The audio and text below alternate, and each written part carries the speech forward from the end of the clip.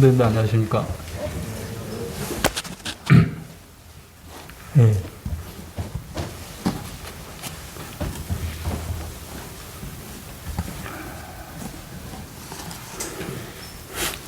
불과 몇 분 전이지만 오늘 퇴근을 하니까 아내가 힘겹게 맞이하더라고요. 아주 거의 어디 아픈 것처럼 그렇게 맞이를 합니다. 그래서 맞습니다. 그래서 무슨 일이 있는가 물어봤죠. 당연히 물어보죠. 근데 이제 주사를 맞았다고, 백신 주사를 오늘 2차 접종을 했다고 하면서 얘기를 들었습니다. 분명히 오늘 맞는다고 했는데 정신없다가 이제 그제서야 생각이 났던 거죠. 저도. 어떤 일에 대해서 안다고 하는 것, 모른다고 하는 것, 이것에 따라서 차이가, 대처가, 또 마음에 가지는 여유가 참 달라지는 것 같습니다. 하나님의 말씀을 알고 접하고 누리고 하는 그런 생활이 계속 되어지면 주님께서 어떤 상황 가운데서도 섭리하신다 이런 마음을 가지고 순간순간 그 어려운 가운데서도 여유가 나오고 의연하게 대처하고 주님을 의지하고 인도함을 받게 될 것이라는 생각을 하게 됩니다. 아모스서를 왜 했을까요? 계속 하겠습니다. 아모스서 5장입니다.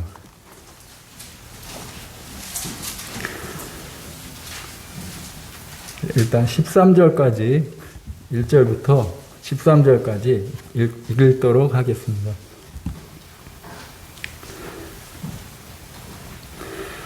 교독으로 읽겠습니다. 저부터. 이스라엘 족속아, 내가 너희에게 대하여 애가로 지은 이 말을 들으라.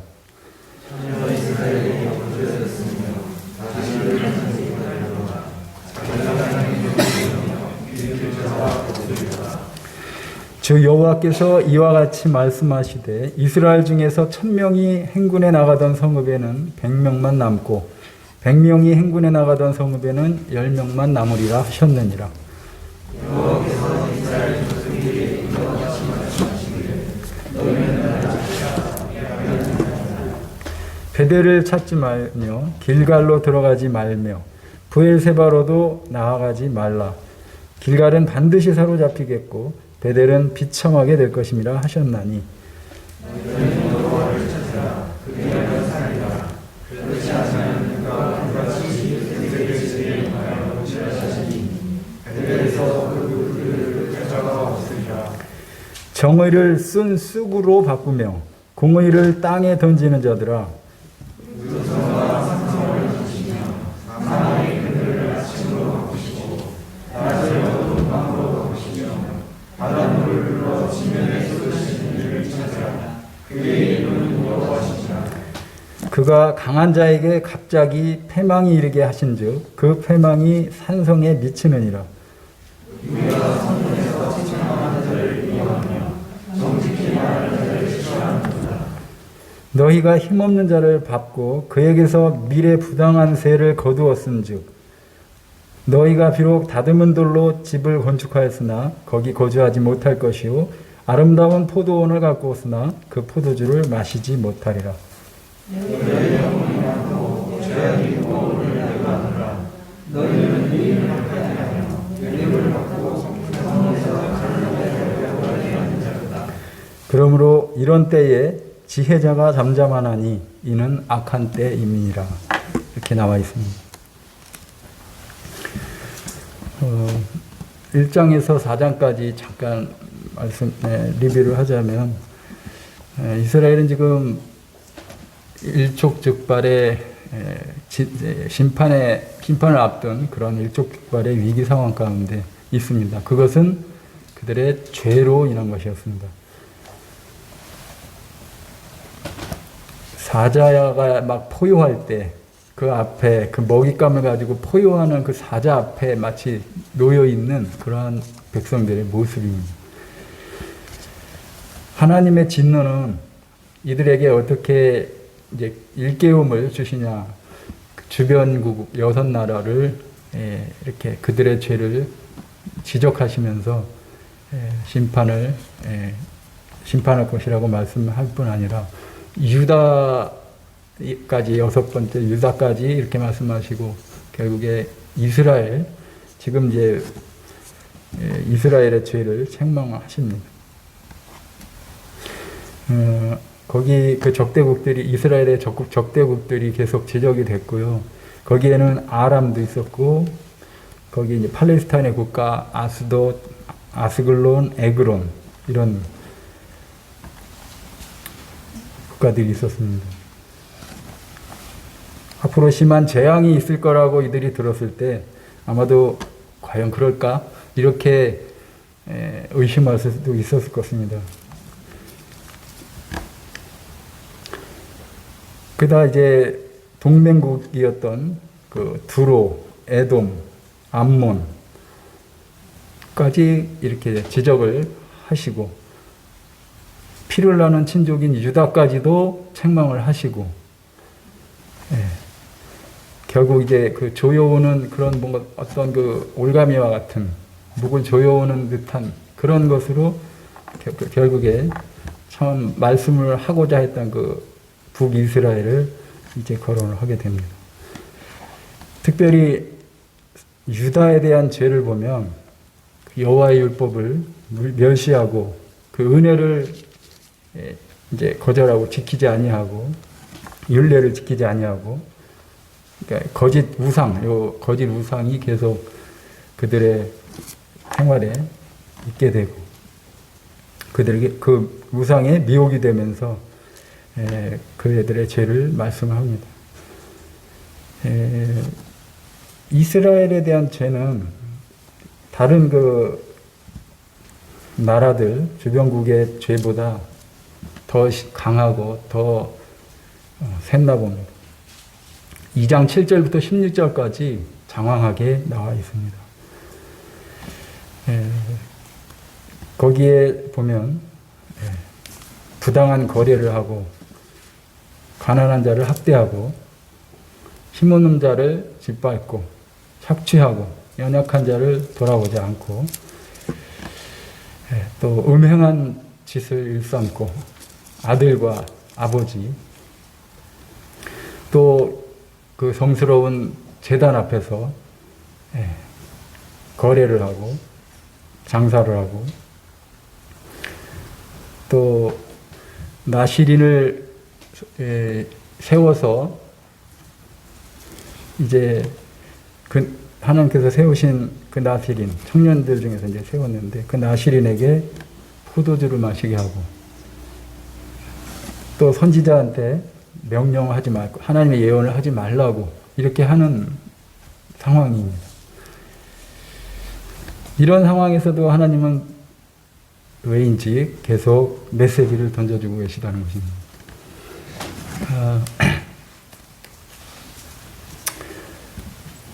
우리 여기만 우리가 하나님의 형상으로 만들어졌다, 지음을 받았다. 창세기 1장에 이렇게 나와 있습니다. 1장 27절에 그렇게 나와 있는데요. 저희 삶이 조금 공고하고 힘들고 할 때 이런 경우를 겪을 수도 있었습니다. 누군가가 이제 어떤 말이나 어떤 교제를 하거나 또 오거나 이렇게 방문하거나 여러 가지 일로 인해서 저분으로 말미암아 나는 이렇게 주님께 더 가까이 가게 되고 약간 헝클어진 그런 마음이 또 조금 하나님과 좀 껄끄러운 부분이 그 성도로 말미암아 아니 어떤 분으로 말미암아 다시 이렇게 회복되게 되는 경우도 있을 것입니다. 그분은 하나님의 형상을 담고자 하려고 한 건 아니겠지만 누군가가 그분으로 인해서 그런 마음을 가졌다면 그분은 하나님의 형상을 이루고 있는 사람이라고 생각합니다.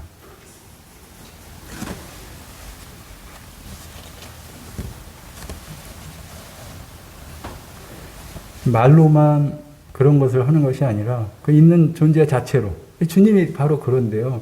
있는 존재 자체로 그와 같은 마음을 주고 생각을 주고 환기시켜주고 하는 그러한 모습이 저와 여러분이 있었으면 좋겠습니다. 여기 예배당을 짓고 유리를 참 깔끔하게 닦아가지고 지금 뭐 밤이지만 낮에 보면요 밖에 아주 투명합니다. 근데 이게 예전 건물이나 또 오래된 건물로 가면 저 바깥이 때가 많이 끼고 그러면은 바깥에 뭐가 있는지 잘 안 보이기도 하고 이 안에 때가 있기 때문에 그 때로 말미암아서 깨끗하게 바깥을 투시할 수가 없습니다. 이 때는 죄인데요. 우리가 유리창이 이제 그 유리창에 대해서도 생각을 해보면 유리창처럼 깨끗한 그런 존재가 돼가지고 이렇게 투명해가지고 그냥 여과 없이 이렇게 뚫어서 비춰질 수 있는 존재.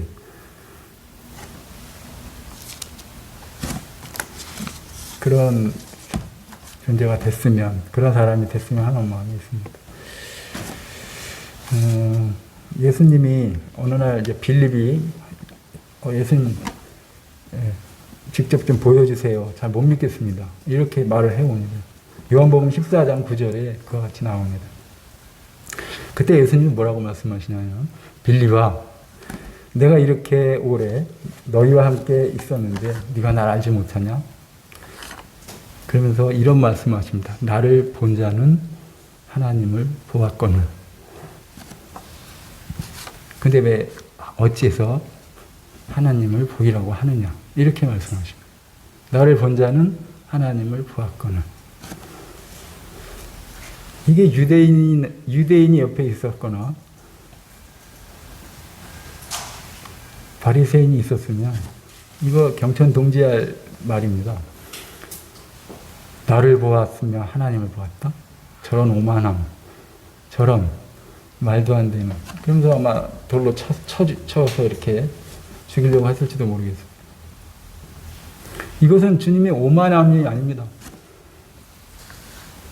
주님이 하나님의 아들로 그대로 육신으로 오셔서 깔끔하게 자기 자신을 온전히 비워내신 모습에서 나오는 그런 말씀들입니다. 나는 간 곳 없고 주님만이 그곳에 드러나고 하나님만이 드러나 보이는 그분, 이 주님이신데요. 참 그런 생각을 좀 해보게 되고 이런 아모스 시대에 이런 투명한 삶을 살지 못하고 더럽고 참 내몰린 삶 속에서 가장 경제적으로 번영하고 그 솔로몬 이사후에 가장 떵떵거리는 그러한 전성기가 왔지만 실상은 뭐 공적이나 개인적이나 다들 죄로 물들어 있는 이런 시대였다는 것입니다. 저희가 하나님의 그러한 자라면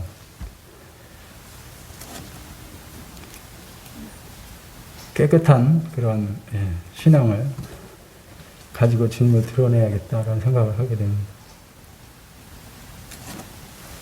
하나님은 여러 방식으로 돌아오라고 얘기를 하고 이제 합니다만 어떤 것이 나한테 돌아오라고 하는 것인가? 어떤 음성이 나에게 하나님이 나에게 직접 하시는 이야기인가? 나는 내게 적용될 수 있는 말은 무엇인가? 이렇게 고민도 할 수가 있을 것입니다. 근데 정말 지혜로운 사람이라면 이렇게 할 것 같습니다. 주님이 내 속에서 벌어지는 모든 것이 하나님께서 계획하시고 이루어 가게 하시는 일이라면, 이것도 이제 순응을 하는 것입니다.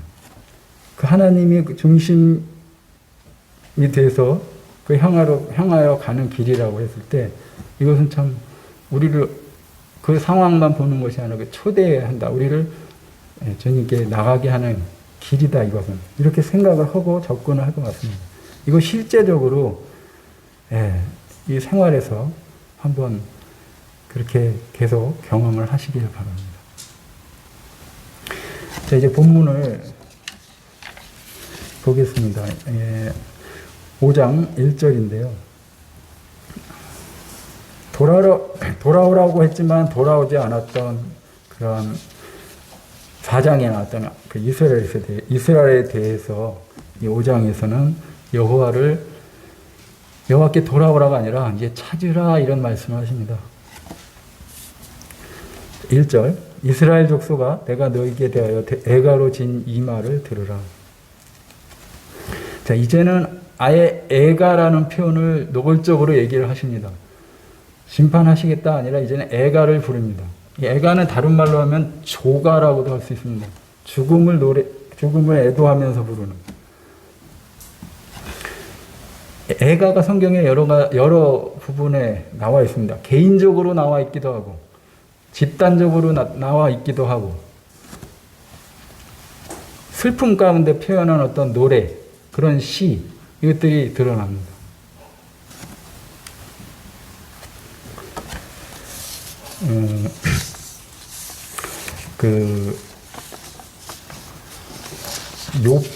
욥기에 나오는데,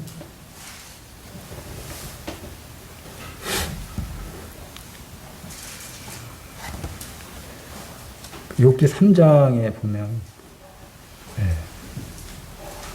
욥이 자신에 대해서 어떻게 했는지 개인적인 부분에서 이렇게 나오고, 탄식, 또 예레미야 14장에 가면은 민족적으로, 집단적으로 이렇게 또 애가가 형식으로 이렇게 표현됩니다. 아예 애가라고 나오는 예레미야 애가에서는 3장에서는 개인적인 아픔을 이렇게 탄식하고 슬퍼하는 부분이 있고요. 5장에서는 전체를 놓고 탄식하는 그런 모습으로 나옵니다. 아무튼 이런 애가의 형식으로 나오는데, 이스라엘 족속에 대해서 하나님은 애가로 지은 이 말을 들으라 이렇게 합니다. 그들이 얼마나 부패하고 하나님과 어긋난 길을 가고 있으면 아예 애가를 작사 작곡을 하고 그거를 들으라고 하실 거예요.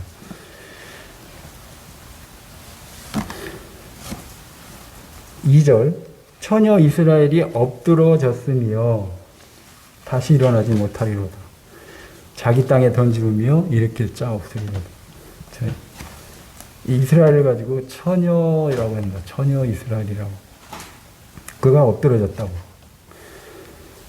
그냥 일반적으로 생각했을 때 처녀는 남자를 알지 못하는 그런, 조금 더 이제 좀 억압적으로 얘기하면 남자에게 짓밟힌 적이 없는 그런 여인일 수 있습니다. 이 당시 이제 이런 상황을 가지고. 또 다른 말하면 이방 나라의 침입을 받지 않았던 그런 상황을 그런 호칭이라고 생각이 드는데요. 여기서는 근데 이렇게 볼 수도 있겠습니다.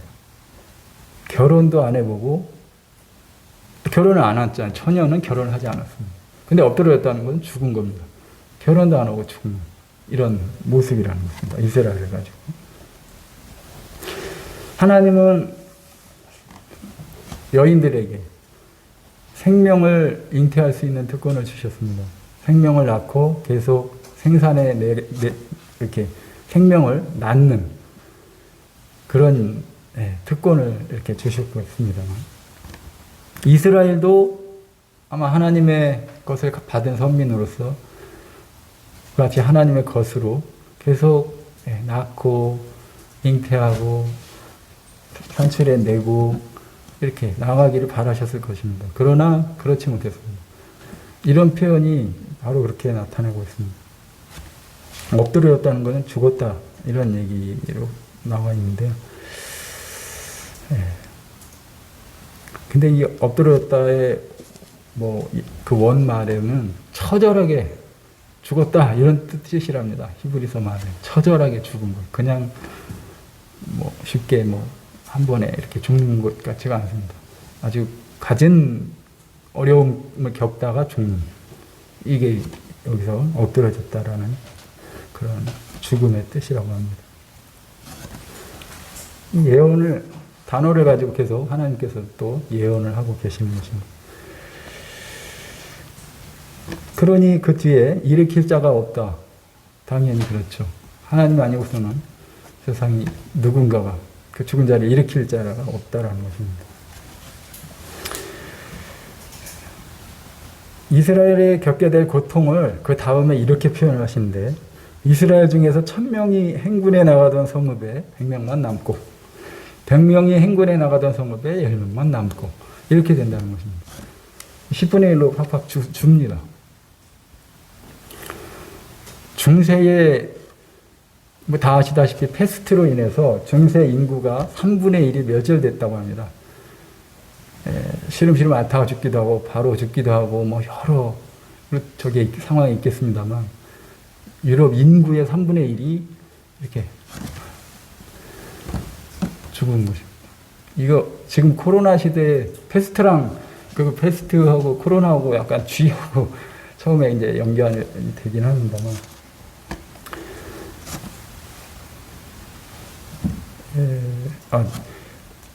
제가 정정하겠습니다. 5분의 1이라고 합니다. 제가 정확하게 여기 써놨는데요. 5분의 1이 감소되었다고 합니다. 처음에 3분의 1인 줄 알았더니 또 한번 찾아보니까 더 정확한 통계에 의하면 3분의 1인 줄 알았더니 5분의 1이라고 하네요.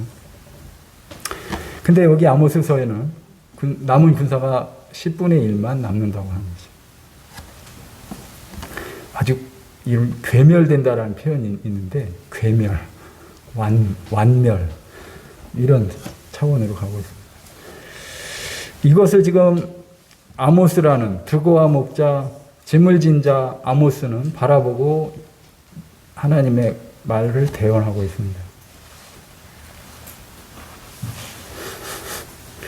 현실을 참, 제가 이제 그러지 못하는 부분, 저 같은 경우는 참 현실같이 직시하고 해야 되는데, 어떨 때는 그러지 못할 때가 너무 많은 것 같습니다. 현실보다 이상만 있어가지고, 그 사이에서 이제 힘들어할 때도 있습니다. 이제 좀 그런 모습들이 있는데, 현실을 현실대로 직시할 줄 아는 사람이 어떻게 보면 예언자의 특징인 것 같습니다. 그 성도님이라면 현실을 영적인 눈으로 직시하고 그것을 바라보고 해석해낼 수 있는 그러한 성도가 됐으면 좋겠습니다.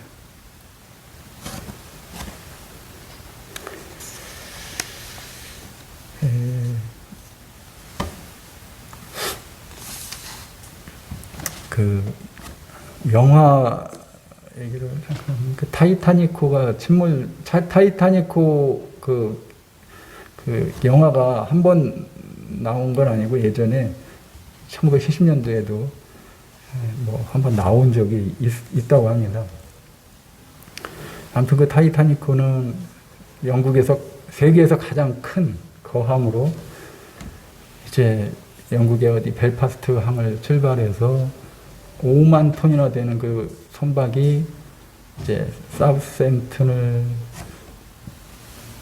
이제 그쪽으로 가는, 사우샘튼을 거치고, 그렇게 그런 가운데 거기에서는 이제 막 샴페인을 터뜨리고 새해를 맞이하기 위해서 카운트다운을 하고 막 이렇게 파티 분위기로 계속 가고 있는데, 이 선장하고 조타수는 앞으로 닥쳐올 것을 미리 알았습니다. 벌써 낌새가 벌써 알죠. 어느 정도. 물론 처음부터 하는 건 아니지만 어느 상황 가운데서 그 빙산이, 한번 찾아봤습니다. 이 빙산이 그때 얼마나, 그 덩어리가 얼마나 했길래 거기 그렇게 됐을까 이렇게 보니까 250m인가요? 밑으로, 그러니까 요만큼만 나와 있는데 밑으로 그렇게 이렇게 들어간 그런 빙산이 있었습니다. 그게 이해는 안 되는데, 거기에 이렇게, 그것도 살짝 부딪혔다고 합니다. 정면으로 충돌한 게 아니라 뒤 좌현인가요? 근데 그와 같은 일이 벌어지고, 거기에 3분의 1이 수장되는 그런 일이 벌어졌어요. 어쨌거나 이러한 어려운 가운데서도 이 조타소하고 선장은 아까 찬송을 부를 때도 입의 선장은 주님시라고 했는데 깨어 있습니다. 깨어서 바라보고 있습니다. 깨어서 바라보려면 부지런해야 될 것 같습니다. 남보다 더 무언가를 벌써 주시하고 있어야 되고 남보다 무언가를 하고 있어야 되고 이러한 생각을 하게 됩니다. 예언자도 아마 이와 같은 사람 같은 모습입니다. 그 복음서에 나오는 내용이나 먹고 마시고 즐기자 이렇게 했을 때 그 다음에 벌어지는 것은 가지고 있는 재물의 위안이 아니라 아주 파멸로 직행할 것입니다. 4절 너희는 나를 찾으라 그리하면 살리라.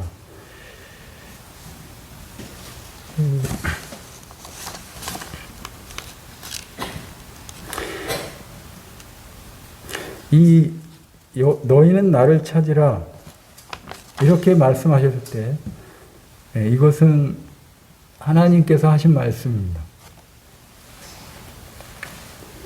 하나님께서 나를 찾으라고 말씀하십니다. 그리하면 살 것이다. 5절로 가서요. 베델을 찾지 말고 길갈로도 들어가지 말며 브엘세바로도 나아가지 말고. 베델과 길갈은 지난번에 말씀을 드렸고요. 브엘세바는 참, 그러니까 베델과 길갈이 이스라엘에게 상당히 중요한 거점이고 어떤 지점이었다면 이 브엘세바 또한 무시 못합니다. 중요한 의미가 있는 그러한 곳입니다. 아브라함이 창세기 21장에 제단을 여기서 쌓았고요. 또 여호와께서 이삭, 야곱에게 나타난 곳이기도 합니다. 창세기 26장에 나와 있는데요. 그리고 사무엘상에 보면은 사무엘이 자기 아들을 이제 사사로 삼은 그러한 곳이 바로 브엘세바였습니다.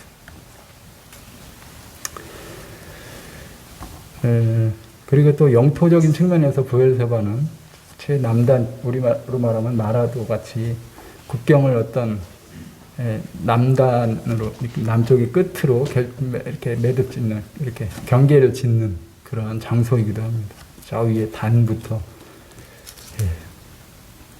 단에서 브엘세바라는 말이 나옵니다. 이 당시 사람들은 그 여러 가지 이스라엘 백성들이 추억이 어리고 그곳에서 여호와께 경배드렸던 장소고 여러 하나님께서 만나 주셨던 곳, 이런 곳을 지금은 마음으로 드려지는 어떤 성소가 아니라 형식적으로 드려지는 어떤, 거기 예를 들어서 이겁니다. 주일날 나오면 마음이 편안해져. 안 나오면 밥을 안 먹은 것 같아. 마음은 딴 데가 있으면서 괜히 그런 마음이 드는 거 있죠. 이들이 그 형식적인 그런 종교적인 모습이 이와 같이 지금 되어 있는 상황입니다. 그러니까 단이나 브엘세바, 그러니까 좋은 곳이 성지라는 데, 우리 성지순례도 하지만 성지라는 데를 찾아 다니면서 거기서 이렇게 자기의 종교적인 모습을 하면서 난 하나님께 할 일을 다 했다 이렇게 안주하는 이런 모습입니다. 캐톨릭에서 이제 좀 그런 성지에 대한 개념이 상당히 강해서 이렇게 막 다니고 하긴 합니다만. 그래서 마음은 딴 데가 있고, 몸만 와 있거나, 아예 몸도 안 오고 마음도 안 오는 그런 사람도 있고요. 저희가 이제 주일날 이 코로나 시대에 이런 생각도 해보게 되는데, 예배당에 오지만 한편에 이런 생각도 해봤습니다. 많이 몇 명 안 나오실 때가 있는데 이럴 때 나왔을 때는 되게 뿌듯해요. 어떤 쪽으로 뿌듯하냐면 나는 그래도 나왔는데 이런 생각으로 어떤 뭐 다른 분들이 뭐라고 안 하는데 그래도 난 나왔다. 뭐 이런 생각을 갖게 됩니다. 그래서 어떻게 해요? 그래서 어떻게? 자기 위안을 삼으려고 하는 거죠. 여기 나오는 것이 잘못된 건 아닙니다. 예배당에 나오는 것은 지극히 정상적이고 성도들의 의무입니다. 그런데도 이렇게 나왔을 때 마음이 딴 데가 있다면 이들이 성소 찾아다니는 거고 그런 마음 같은 그런 마음이 아니겠습니까? 뭐 우리 저 성지순례 예전에 얘기도 하셨는데 뭐 예수님이 여기에 뭐 발을 담갔다, 뭐 침례를 주던 곳이다, 뭐 지나갔던 곳이다, 만졌던 곳이다 하면서 그것이 완전 성지가 돼가지고 순례객, 관광객들이 아주 그냥 많이 찾는다는 그런 얘기를 찾고 있는 것이죠. 근데 그 역사적인 기록도 없는데 그냥 거기다 뭘 의미를 부여해서 상당한 인간적으로 그냥 자기들의 의의를 드러내고 뭔가 했다고 생각하는 것은 착각을 하기만 한데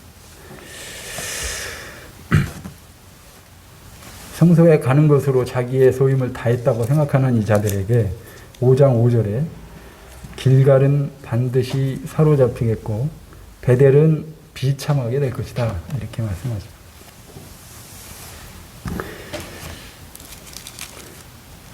저희 성도들은 그러진 않는데요. 간혹 믿는다고 하는 그 다른 교파나 또 믿는다고 하는 아무튼 그런 얘기를 하는 사람들 중에는 실제 일상생활에서는 뭐 교회에서는 어떻게 하는지 모르겠습니다만 일상생활에서는 상당히 그 다른 행동을 하는 제가 그런 스타일 중에 하나인데요. 다른 행동을 하는 사람들이 있습니다. 말씀을 잘 압니다. 근데 실제 행하는 걸 보면 저분 믿는 사람인가 좀 이렇게 좀 한번 캐고 싶은 그런 생각을 할 때가 있습니다. 의문이 가고 이들이 참 자기 욕망을 채우려고 이렇게 다른 사람을 무시하기도 한다는 것입니다.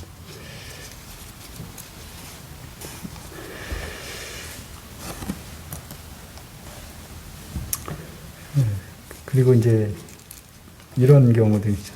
아주 입에서 나오는 말은 이렇게 참 좋은 말, 조금 더 빗대서 얘기하면 거룩한 말이지만 실제 마음에는 그렇지 않은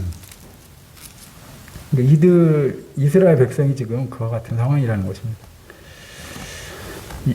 그 탈무드인가 유대교 랍비 이야기 중에 이런 이야기가 있다고 합니다. 어떤 사람이 정말 어려워서 나를 이렇게 찾아옵니다. 이거 많이 들었던 얘기긴 합니다. 그에게 격언과 같이 뭐라고 일러주냐면 그에게 절대로 경건한 말로 그를 돌려보내지 말라 이런 표현을 합니다. 이게 무슨 말일까? 한 번 더 유심히 봤습니다. 이게 무슨 말이지? 한 번에 이렇게 안 들어옵니다. 그게 무슨 얘기냐면 좋은 말을 많이 합니다. 성경 말씀 많이 합니다. 지식 많이 있습니다. 그러나 정말 그에게 우리 요한 1서에도 그런 표현이 있습니다. 뭐 어려운 자에게 차게 해라, 아니 더욱게 해라, 말만 하고는 안 하는 이런 사람, 이런 모습.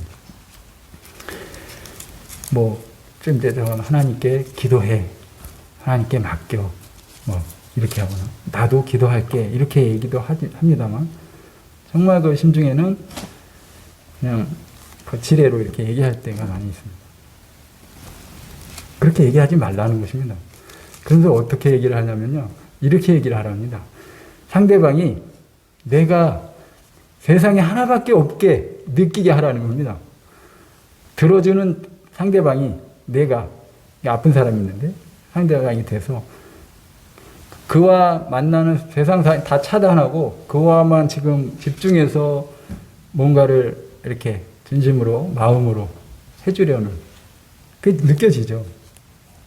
혼자서 대하고 있다고 생각할 정도로 그와 이렇게 친밀하게 하라 이런 그런 이야기를 이제 보았는데요. 아무튼 저에게 이스라엘의 이런 모습을 통해서 저희도 이렇게 교훈을 받게 됩니다만,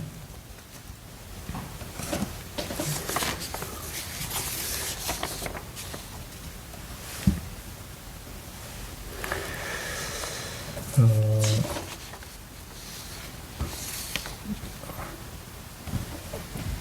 6절에 보면 너희는 여호와를 찾으라 그리하면 살리라. 여기서 여호와를 찾으라는 것은 아까는 하나님의 말씀이고요. 이거는 아모스가 하는 말입니다. 대원에서 하는 말입니다.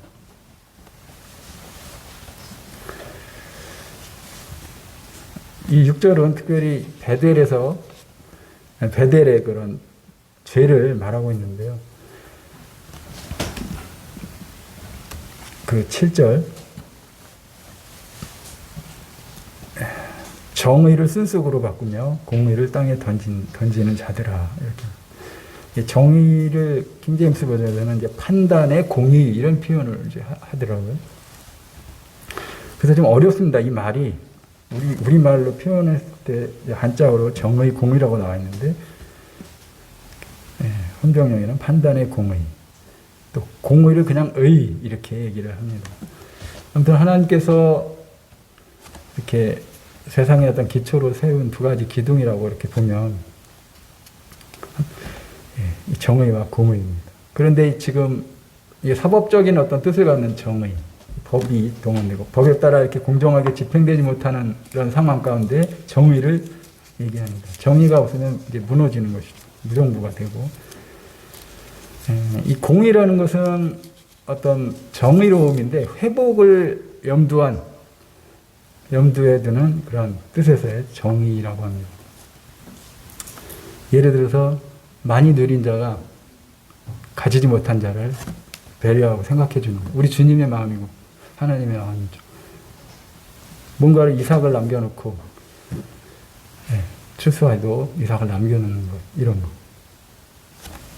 감을 따도 밥을 먹으라고 이렇게 남겨놓고, 이제 저희 어른들이 그렇게 하는 걸 보고 자랐는데요. 그러면 8절 묘성과 삼성을 만드시며 사망의 그늘을 아침으로 바꾸시고. 묘성은 그 북두칠성을 가리킨다고 하고요. 삼성은 오리온 별자리라고 합니다. 이거 별을 만드시고 천지를 만드시고 사망의 그늘을 아침으로 바꿨다는 것은 시간을 잡고 계시는 분이라는 겁니다. 시간을 주관하시는. 그 다음에 낮을 어두운 밤으로 바꾸시며 바닷물을 지면에 쏟으시는 이를 찾으라고 합니다. 바닷물을 지면에 쏟으시는 분, 자연 모든 만물을 총괄하고 계신 분을, 그 다스리고 주관하시는 분을 일컫는 그런 말이 빗댄 표현이라고 생각이 듭니다.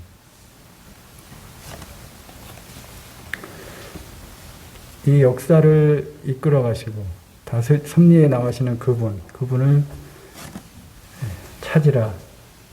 그리하면 살리라. 그분은 정의와 공의가 하나가 되신 분이다.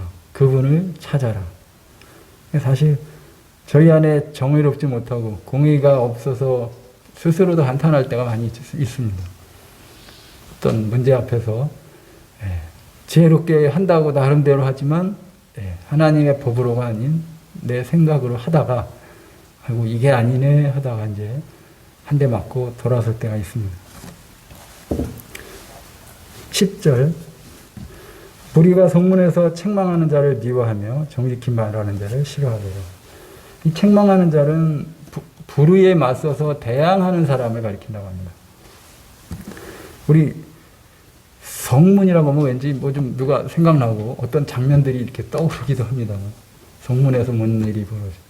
예전에 이 시대 때는 성문에서 법률을 낭독하고 어떤 소송 절차를 밟기도 하는 어떤 장소이기도 하고요. 공적으로 선포되어지는 무언가가 이렇게 이루어졌던 장소이기도 하답니다. 성문이 그렇습니다. 예레미야가 하나님의 말씀을 어디서 전했습니까? 성문에서.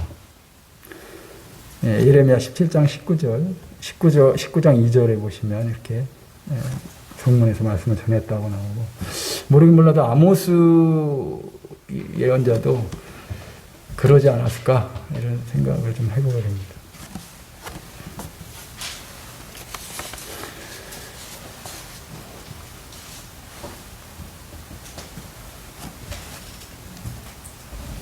(11절)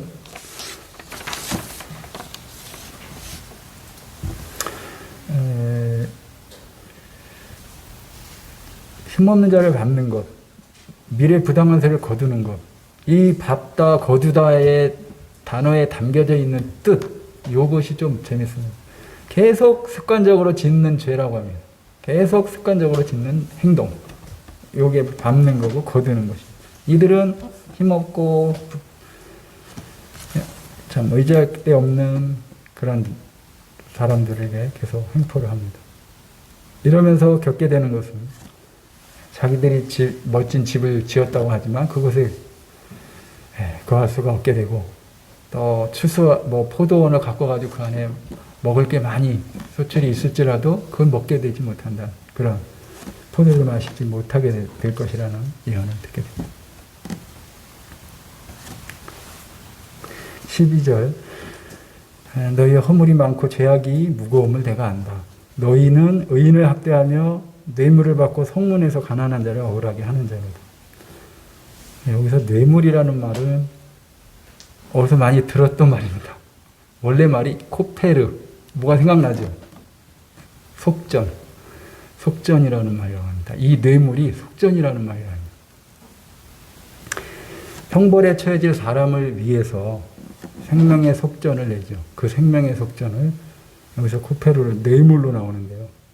여기서는 그러니까 흉악한 범죄를 무마시키기 위해서 사용되어진 어떤 나쁜, 불의한 재물, 이거를 가리키는 것이죠.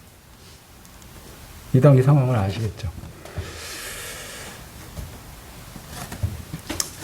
이들은 근데 하나님의 계명을 모르는 자들이 아니었습니다. 전에도 말씀드렸지만 이스라엘이 남북으로 이렇게 갈라지고 솔로몬 사후에 나누었을 때 남한국과 북이스라엘 이렇게 나눠졌었죠. 근데 남유다의 왕권의 그 정통성은 그 다윗의 언약에 두기 때문에 계속 그분이 다윗의 언약으로 인해서 다시 멸하지만 다시 회복할 것이라는 것을 계속 말씀해 주시고요. 근데 이 북이스라엘은 이것을 주장할 수가 없는 것이 왕권이 막 피비린내 나는 것으로 교체되고 하다 보면 조선왕조처럼 그러다 보니까 무슨 왕권의 정통성이 나올 수가 없습니다. 이러다 보니까 어디로 가서 정통성을 찾느냐? 출애굽, 애굽으로 나온 그것을. 그래 출애굽 정신은 그래서 그 출애굽이 뭡니까? 그 억압당한 상황에서 자유함으로 이렇게 나온 그런 것이죠. 이제 그런 걸 이제 자유의 땅으로 나온 건데 그 정신이 있어야 될 것을 이것을 이제 이들이 붙들고 있습니다. 근데 재밌는 것은 그들이 그 정신을 알고 그것을 뭐 고수하려고 막 하다가 이젠 자기들이 애굽으로 돌아갑니다. 애굽의 것을 좋아. 이게 참 기가 막힌 일들. 왜냐하면 우상을 숭배하죠. 뭐 식굿과 기운이라는 뒤에 이제 표현이 별 형상을 지고 간다라는 표현, 아주 재밌는 표현인 것 같습니다만.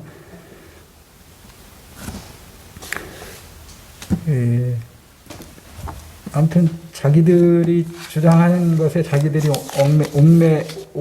이렇게 자승자박이 돼가지고 그런 상황에 처해 있습니다.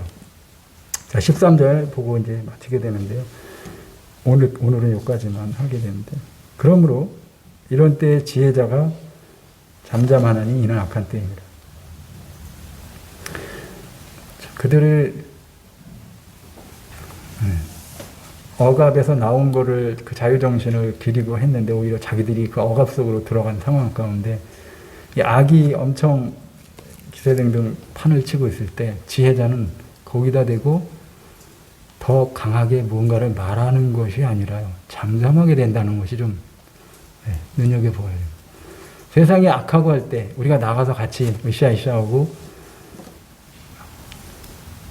뭐 그럴 수 있습니다. 동성애 문제 여러 가지 남녀 그 양성 평등 문제 무슨 법 해가지고 나오는 부분에 할 수 있지만 이 어지런한 이 시대 지혜자는 잠잠하면서 그럼 뭐 할까요? 잠잠히?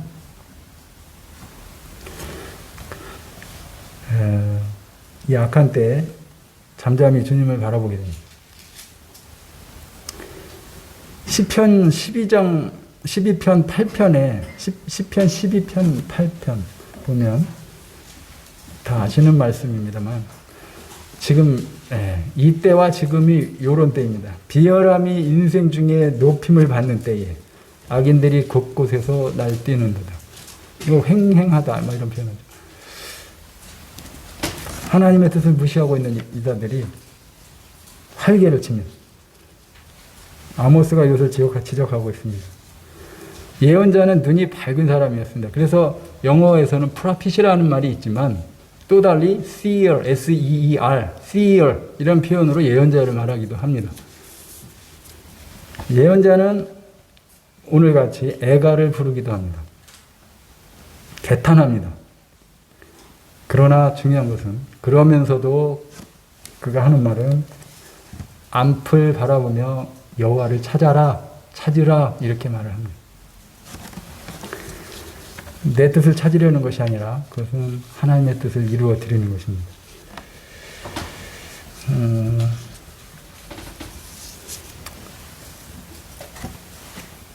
이 애굽으로 돌아가는 것에 대해서 에스겔서 29장에서 32장을 묵상을 하다가 다시 나왔는데요. 29장에서 32장 애굽의 멸망을 보는데요. 애굽에 대해서 참 이토록 하나님께서 자세하게 그들이 잘못된 것을 얘기하고 심판하시는구나. 이것을 봅니다. 여러분들 애굽에 가서 혹시 가지고 있는 걸 확인하고 싶다면 이 에스겔서 29장에서 32장까지를 한번 읽어보십시오. 뭔가 오는 게 있을 것입니다. 시간이 돼가지고요. 제가 길게 하는 사람입니다. 맨날. 오늘은 여기까지 하고 그 다음 14절부터는 다음에 기회가 되면 하도록 하겠습니다. 이 비루함이 인생 중에 높아지고 악이 횡행하는 이때에 주님을 하나님밖에 선한 분이 없다. 네가 선한 분을 찾느냐. 나 외에 선한 자가 없다. 이렇게 말씀하신 분을 계속 찾고 의지하고 구하고 동행하시기를 바랍니다. 이상입니다.